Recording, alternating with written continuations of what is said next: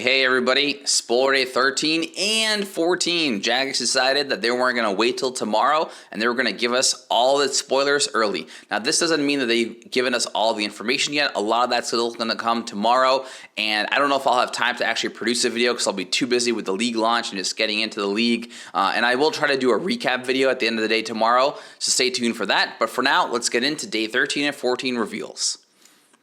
So on the agenda, first of all, we want to talk about the first reveal, which was the Executioner Relic. I'm going to talk about why it's so powerful and the value of this relic. Also, Jagex today revealed that they're going to have spoiler day 14 at the same time. So I'll talk about what they spoiled, and lo and behold, it was all the Relic Tiers and the relics in them. I'm going to give a quick overview of each of them, talk about the relics that we still don't have like any information or some partial information on, and then lastly, I'm going to kind of cover my picks. I don't have all of my relics finalized yet. Some of them are still TBD, but I'll kind of talk you through my thought process about the relics I'm going to pick.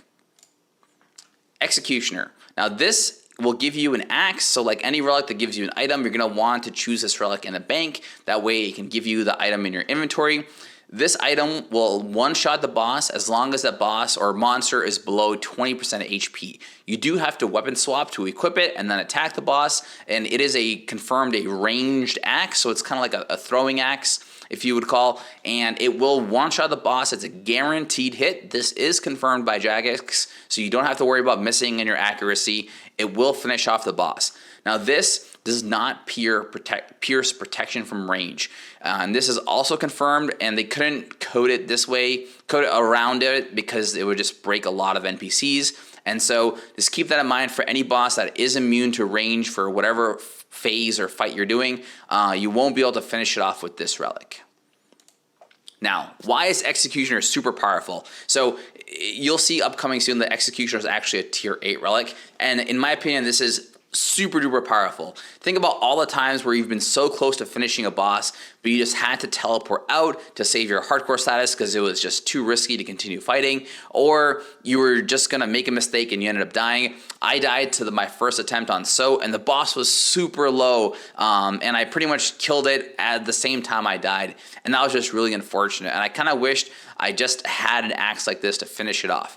As you can see here in this animation, the player does 154 damage to the boss, right? This is way more than a Ruby Bolt proc, and to be able to do this amount of damage is just so powerful. And to do this consistently, right? All it takes is a weapon swap. Because of our combat relics, we're already going to have 2-tick weapons pretty much, so you're going to be able to just fire this off, and you do have to attack with it. So remember, when you weapon swap, to right-click the boss again or the target and attack, but it will just finish them off, and you can skip a lot of the last phases and mechanics. If you did 80% of the boss fight correctly, you don't have to worry about doing the last 20% because you're just going to be able to right-click and finish off the boss. For those of you who play Path of Exile like myself, we call this Culling Strike in Path of Exile, and it's so powerful, because it just takes out an entire period of time where you can make a mistake and mess up the boss and die, and mess up the raid or the boss fight or whatever that is. It's called Culling Strike in Path of Exile. It's super powerful. We almost choose it on every single build that we can have it. It's just really powerful at finishing the game, and this is why it's going to be so great. One thing to keep in mind is when you're running raids, this is going to count as your damage. So when you're thinking about points and allocations, just make sure that, like, hey, I want more points. If you get Executioner, you're going to get the last big hit in. So just keep that in mind when you're trying to compete for that last hit. It might be a little fun kind of competition to see whose Executioner axe goes off first. All right, spoiler day 14. Jagex has decided to give this early. This was given out near the end or the latter half of the live stream. They decided to spoil all 8 Relic Tiers. Yes, we had 6 last time, and Jagex confirmed that there was going to be 7, and they were holding off from this massive twist. If you thought Ruinous Powers was a big twist, well, this is even bigger. We have 8 tiers, so that means we're going to be able to choose 8 relics. That's 8 like mega powerful effects this time around, and all the relics have pretty much been buffed in Trailblazer. So we're talking, you know, like maybe 5 times more power than we had in Trailblazer, and I'm super excited. Let's go over the relics really quick. So we already saw Tier 1, Endless Harvest, Production Prodigy, and Trickster. I'm not going to touch on those. And Tier 2, we already saw Globetrotter. Again, great relic. Now competing with Globetrotter is Flary's Flight, which we have seen in the past, and it has been buffed. I'll talk about in a second. We also saw Banker's Note and Fire Sale. Those are your Tier 3 relics. Again, those are great utility kind of multi-use kind of relics on like how to progress. Fire Sale is a little bit more skill sensitive, and then Banker's Note works for both PVM and for skilling, but they're both really, really powerful, and I'll tell you about my choices in a bit. Archer's Embrace, Baller's Resolve, and Superior Sorcerer. So your range, your melee, and your magic relics are Tier 4 confirmed. Now Jagex did say that you're going to be able to unlock your relics sooner. They didn't want to gate the relic unlocks behind too many tasks or content. So there's a chance that if you think about Trailblazer and when you were unlocking like the Tier 4 relic in Trailblazer Reloaded, you with the same amount of points or tasks done, you might already have, Tier 6 relic unlocked. We don't know the exact breakdown yet. We'll probably find that out 2 hours before league launch, but just keep that in mind that they did say that they are going to be shifted a little bit down. So when you were unlocking your Tier 3 relic last time, you'll probably unlock at least the Tier 4 relic this time. That said, Tier 5 is Treasure Seeker, Bloodthirsty, and Infernal Gathering. We don't really know too much about Bloodthirsty, no information given other than the icon. We can only imagine. Discord has been coming up with theories, but as we have seen, Jagex just pulls twists and turns all out of the hat, and they just kind of throw all those theories away. So just keep that in mind. We'll just wait and read in detail the relics as they come out tomorrow. Tier 6 is Equilibrium, Farmer's Fortune, and Ruinous Powers. Ruinous Powers we just got revealed the other day. That's the new alternate prayer book. And Tier 7, we have Soul Eater, Soul Stealer, Weapon Master, and Berserker. And then at Tier 8, we have the brand new Executioner, Undying Retribution, and Guardian. So the relics that we still don't know anything about other than the icons are Berserker, Soul Stealer, Farmer's Fortune, and Bloodthirsty. So make sure you read those carefully. Those are much further later on relics. So maybe when you're doing some AFK fishing or woodcutting, you can go ahead and read the details of the relics. Jagex did a great job in updating the game so that you can open the league's menu while continuing to play the game. So just kind of keep that in mind. You can use that to read through the relics as you do some AFK tasks. Also, some of the relics that we had in the past. Now, Fairy Flight, they did also spoil, and they gave an update on. Fairy's Flight is pretty much the same as it was before, so you're going to get a mushroom, so make sure you unlock it inside a bank. And then that mushroom is going to give you the teleports to Fairy Rings and Spirit Trees, but it will also give you teleports to Leprechauns. This is brand new and super powerful. If you're thinking about doing your farm runs daily and regularly, this is going to be a great tool and asset for you, and Fairy's Flight might be the choice for you.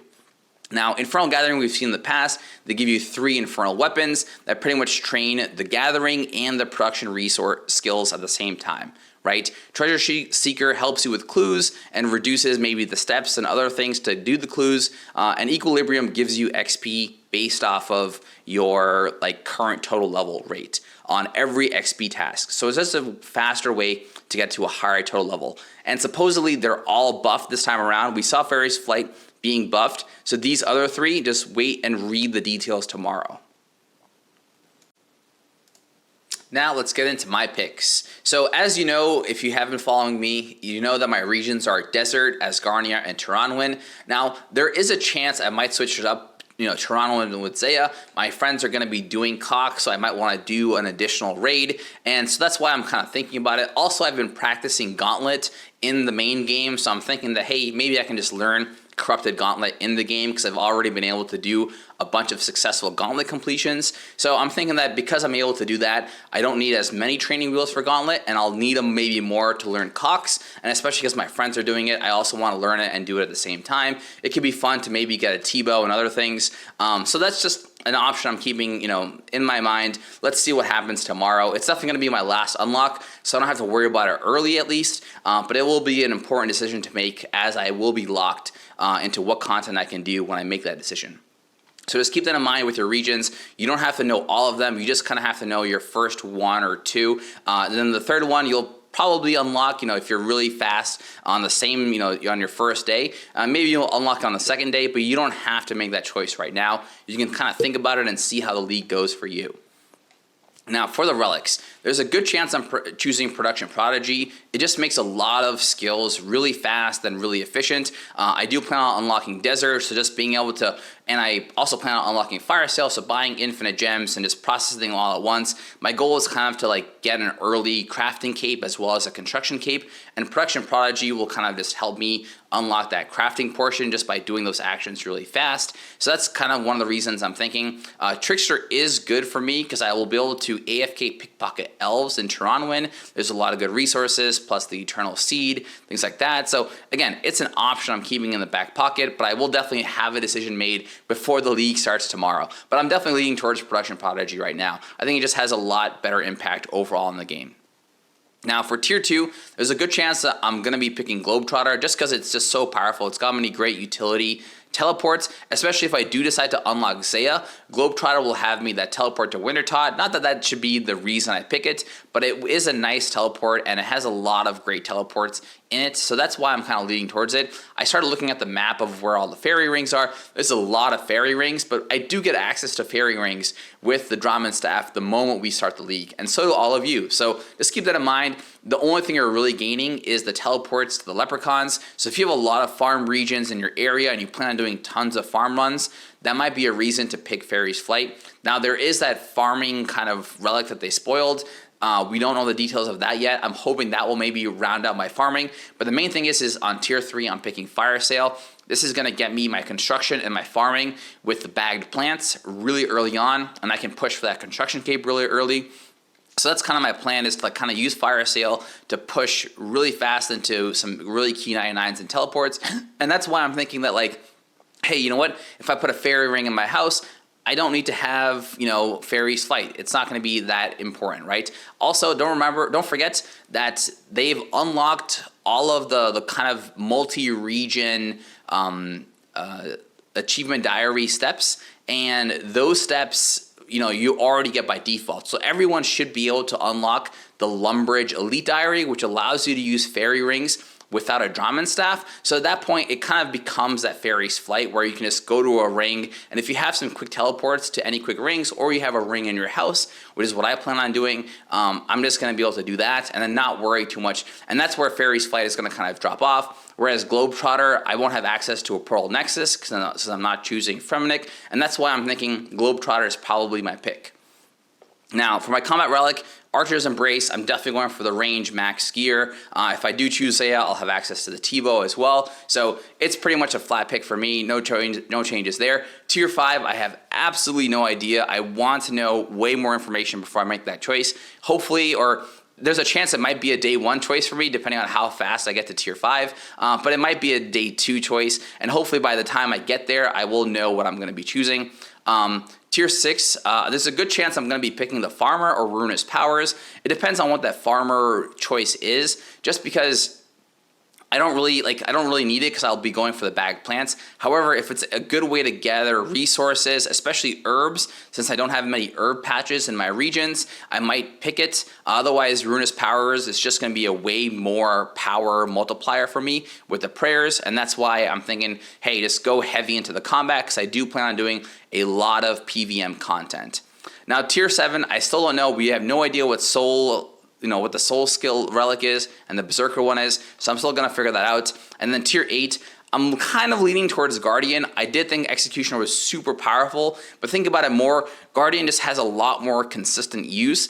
It can work like a cannon when you're just doing Slayer tasks. It can work in all the raids and just do continuous damage and help you with boss fights and kind of get that 20% last hit. You know, it can just kind of chunk away at the monsters and the bosses. It has a great like AoE utility to clear, you know, monsters in Tombs of Amasket. So that's why I'm kind of leaning towards Guardian. I think it's just going to be a well-rounded choice. Other than that, I might pick Executioner. Let's see. Hopefully one of my friends picks Executioner so that we have that last hit for the raids. And then we're all set. We only really need one for the group to do that last hit and finish off the boss early. So that's all I got. Those are my choices. Thank you so much for listening. If you've had a fun time following me and all the updates and my analysis on them, definitely, you know, give it a thumbs up and subscribe. I'm going to have hopefully daily recap videos and then some weekly recaps as leagues get further on. If you have any ideas or thoughts about your relic choices, leave a comment below. And if you want to see me tomorrow on my live stream, definitely drop a follow on Twitch, and I'll be live on Twitch. See you then.